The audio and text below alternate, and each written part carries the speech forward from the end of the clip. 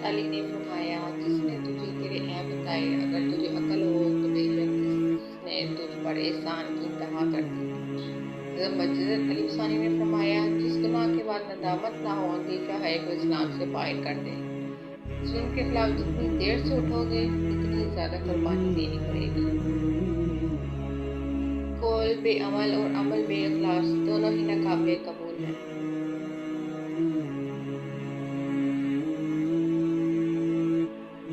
ہماری غیبت کرنے والے ہمارے فلاں ہیں کہ ہم کو اخراج دیتے ہیں اور اپنا مال ہمارے مال میں مدخل کر دیتے ہیں۔ تو اولن علم پڑھ اور عمل کر، دوسروں کو علم سکھا، جس سے تیرے لیے تمام بھلائیوں کو جمع کر دے۔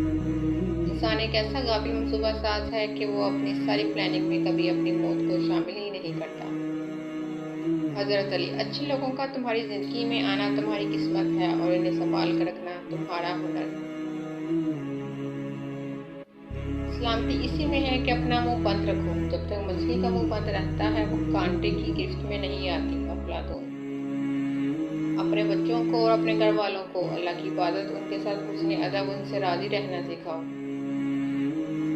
حضرت علی: فرائض کو بخوبی سر انجام دینے کا نام استقامت ہے۔ جو شخص کوئی چیز دیکھ کر جتلاتا ہے اس کے احسان میں کچھ لطف نہیں ہوتا۔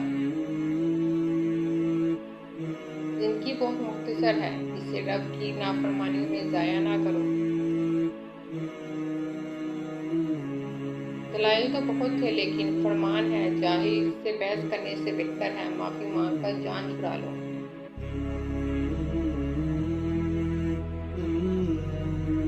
وہ جو گیت تم نے سنا نہیں میری عمر بھر کا ریاض تھا، میرے درد کی تھی وہ داستان جسے تم ہنسی میں اڑا گئے۔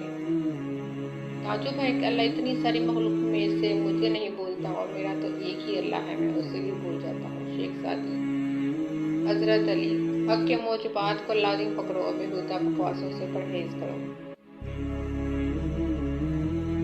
دوستی کی کشتی میں پہلا سراغ شک کا ہوتا ہے۔ مولانا رومی۔ اور عورتیں اپنی زینت ظاہر نہ کریں۔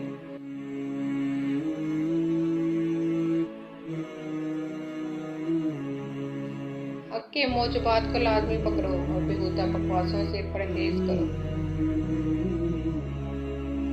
لوگوں تک تمہاری دو ہی خبریں پہنچتی ہیں، مرنے کی اور کامیابی کی۔ دونوں کے درمیان کا سفر تمہیں خود طے کرنا ہوتا ہے۔ جس جہاں چلو اتنا یاد رکھو، ہر راستے کا اختتام میدان حشر پر ہوتا ہے۔